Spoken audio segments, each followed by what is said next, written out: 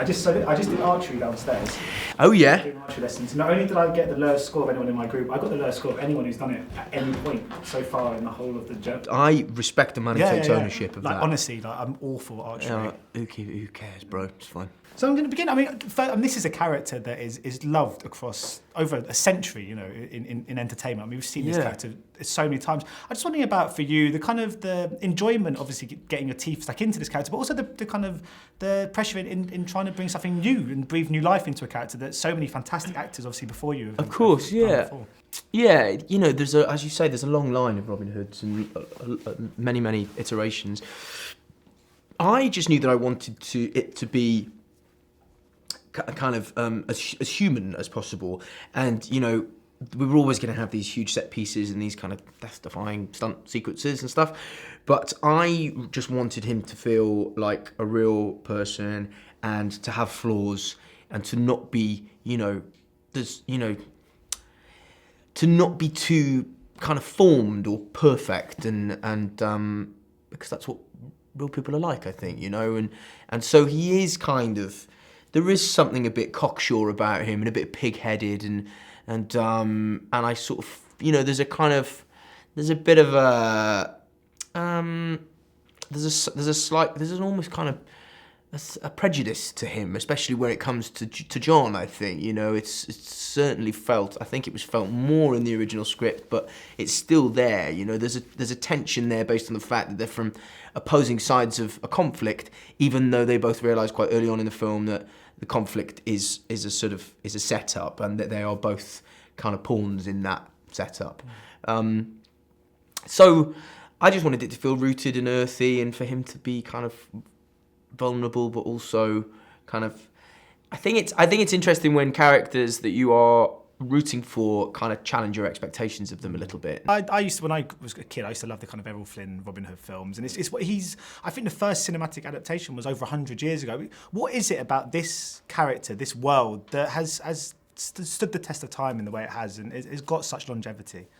I think, you know, I mean, this is a question I asked myself when I started the movie 3 years ago. Is like, why is the Robin Hood legend so powerful? Why has it lived so long? You know, and clearly this guy, you know, just stealing a bit of money from some rich people and giving it to some poor people, that's not legendary behaviour or legendary status. So there must be more to it. And I think why it is that, you know, no matter where we've been in time, there's always been corruption, there's always been religions that are oppressing people, there's always been greed, so we've always needed people who are going to stand up against that and go no, and stand up for truth and kind of fight for the truth. And that's an eternal kind of story. And why I got excited about telling the story again was, you know, and why we did the very specific version of it that we have done, is I wanted to kind of take that and pull it into the 21st century, because now more than ever do we need people standing up, you know, for truth. Now more than ever do we need Robin Hoods and Maid Marians, you know, because there is, you know, rampant corruption, rampant greed, and rampant oppression in our time now.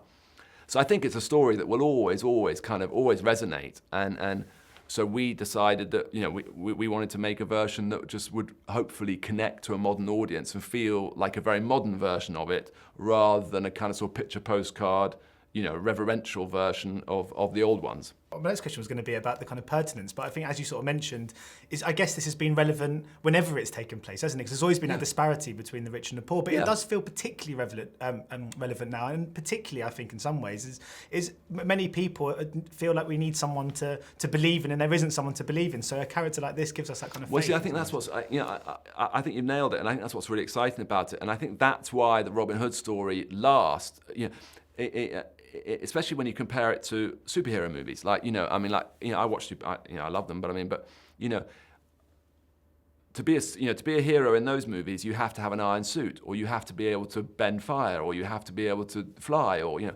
and so, you know, you can watch those movies and you kind of go, wow, but then it doesn't leave you inspired. It doesn't leave you kind of going, I could do that. It doesn't leave you kind of going, okay, maybe I could make a difference. So you kind of watch it and you go, well, I haven't got an iron suit, so I'm useless. You know, and what I love about the Robin Hood story is you kind of go, wow, I could do this. You know, or Marion, because Marion in the movie is an incredibly powerful figure, and is actually is actually the DNA of Robin Hood in our version of the movie. And so you kind of, hopefully people watch this and kind of go, actually, this is, and as you say, now more than ever, do we need those kind of people? I think it's also really cool in the 21st century because I was thinking about in the 13th century, if you're trying to kind of sort of make a noise and trying to kind of, cause disruption, it's pretty hard work, I imagine. How do you spread the word? You can't tweet it. Exactly, you can't tweet it, exactly. Whereas now, one person really can, and we've seen it in the last 5, 10, 15 years, how individuals have caused major ripples in the corridors of power. I love the new direction that the character was taken in. Were you not a little bit disappointed there weren't green tights or a feather in the cap? No, I wasn't actually. I mean, I was. Yeah. I never wanted to wear tights. Never wanted to wear tights. I'm not I'm not the kind of person who has. I actually rather enjoy wearing tights. I've worn some recently for another role, but I just wanted it to feel different. I didn't want it to be recognisable as Robin Hood because there's a lot of them. Yeah. So it's nice to do something that feels like you're kind of twisting it and turning it into something new, and I think we've achieved that. Because I was wondering too about your approach to it in the sense that, what was the balance like in, Robin Hood comes with so many trademarks, whether it be the kind of bow and arrow, the suit, the kind of certain aspects that people want to get out of this, but at the same time, I guess you want to stamp your own identity on this movie and make something unique and present a Robin Hood movie we've never seen before. So what was that balance like in making something new and original, but at the same time adhering to the kind of tropes of the character and the franchise that we do recognise and we do want to see at the same time? Yeah, I mean, that's the exact dance that we've been dancing for the last 2 or 3 years, and it's difficult, and there will be people who'll see the movie and kind of, and mourn the traditional version, and there'll be, but I mean, my take on it was the story's been told over 600 years. There is no definitive version. It was a myth anyway, so why not pick it up and dump it into the 21st century? I mean, and it is overtly, and it's weird. I mean, it is anachronistic, and the production design and the clothes are unusual. Overtly unusual. And some people will love them, some and go with them and kind of go, wow, that's cool and fresh. And some people will go, what? There's no way they would have worn that in the 12th century. And it's tricky because, yes, there's no historical accuracy in the movie, but there are historical references. I mean, the Crusades are in there in some sort of. So it's tough. It's a balance. But we were pretty fast and loose with it. And like I said. And I feel very at peace with that because, why can't we tell a Robin Hood, what is the definitive version of Robin Hood anyway? It's true. I just think green tights, but then exactly. But I think this is probably a bit better than green tights.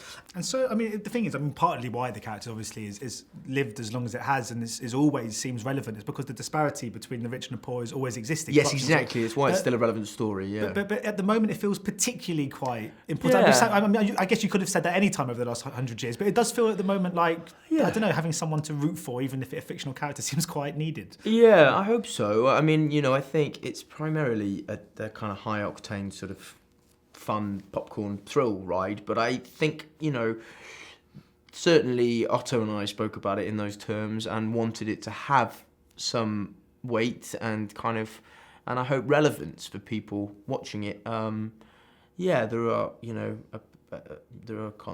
widening wealth gaps and lots of poverty and, people being moved, becoming, a city like London, it's becoming increasingly difficult for ordinary people to live in. And I guess our film kind of reflects that a little bit. But yeah, it's not a, it's still fun. It's still a romp, know. Yeah. It's still a bow and arrow for them. Yeah. But I was going to say, obviously you've got a fantastic cast on board, but Taron is obviously as the lead. What was it he brings to this role? Why was he the perfect pick for this? Because he's becoming quite rapidly one of the most kind of dependable kind of leading men, and not just in action movies, just across any genre at the moment. Well, he's a sensational actor. Just stone cold, brilliant actor. Which is. But also because to what I was talking about earlier about sort of Robin Hood being an everyman. What's brilliant about Taron is that yes, he's a movie star, and yes, he's incredibly handsome and all that, but he does have an everyman quality about him, and so you watch him, and men and women and boys and girls all relate to him and all connect to him, And he's very clever at this kind of movie. He was able to do the kind of sort of slightly tongue-in-cheek, charisma, fun stuff, and at the same time do the really. I mean, there's some big, heavyweight, chunky scenes in there. He's going up against Jamie Foxx and Ben Mendelsohn and these kind of scenes, and and so an actor of his caliber, we need somebody who can hold their own in those kind of dramatic scenes, as well as have the fun and the twinkle of the more entertaining scenes. Yeah, and I guess with a character like this as well, they've got to kind of win over the audience in the sense that we're kind of investing initially in a thief, but they also have to win over the people, because obviously he comes from a rich sort of privileged background. Exactly. So I guess casting this was also finding someone very kind of likeable as well. Yeah, I mean, and did it work for you? Yeah, absolutely. Well, he's a very likeable guy on and off screen. So yeah, exactly. I mean, that's the thing, and you've nailed it. I mean, Lord Locksley could be a slightly unattractive character, and also he is. At the beginning of the movie, he is pretty unattractive. He's lording it. He's got it all. He's and he's a bit of a spoiled brat. And so it was quite a tough arc for him. Also, I mean, there's many reasons why you would have been attracted to this, but another one would have been you got to spend a lot of time just hanging out with Jamie Foxx. Yeah, that's true. That must have been pretty cool. Yeah, it's amazing. I've been such a fan of his for such a long time, and he's he's just amazing to work with. He looks fantastic, and his kind of his energy. He's got a sort of presence, and he's a multi-talented guy. And when I was first asked about this, working with him was probably one of the most exciting things about it. And yeah. And just finally, of course, this is, as with any Robin Hood movie, there's always potential for maybe sequels or trilogies and stuff like that. I mean, is that something that you're interested in? If this does well enough, would you quite be interested in taking this story further? We've got some really interesting ideas for where this goes, and some fun ideas. So yeah, I mean, you've nailed it. If it does well, definitely the appetite will be there to make more. And also, I mean, just quickly, I mean, obviously, I'm sure people will be speaking about Elton John with you today, but I was thinking, I mean, obviously, you sung one of his songs in Sing, first of all, right? And obviously, he was in the Kingsman franchise, and now, obviously, you're playing him in a biopic. You must feel like you've got this very kind of real affinity towards this man, which must be quite surreal in some ways, because you would have grown up like I would, where he was Elton John, and now I guess you've got this kind of closeness born to him through your career that's quite hard, quite intangible in some ways, but very special. It is weird, and you kind of cap that also with the fact that he's kind of befriended me a bit, and I've sort of spent a fair bit of time with him now, and I'm seeing him in a couple of days. I do feel a kind of kinship with him, but I think that's part of what Elton John is, and I think a lot of people feel that way. He is been Elton John for 50 years, and so he's so part of our cultural language.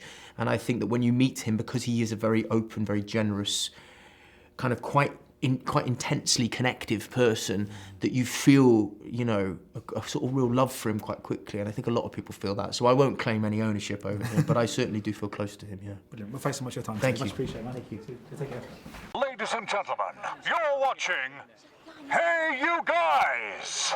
Hey You Guys, huh? Hey You Guys. Is that from the Goonies? It is indeed, yeah. Nice. Hey